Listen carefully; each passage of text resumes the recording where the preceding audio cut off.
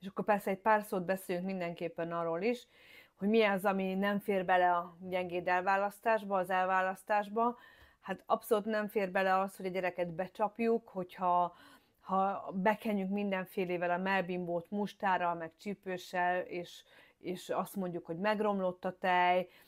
Egyáltalán nem fér bele az, hogy egy másik személyre teljesen rátoljuk az egész elválasztódást, tehát hogy az apukára rá tesszük az egészet úgy, hogy szinte jelen sem vagyunk benne, kilépünk ebből az egészből.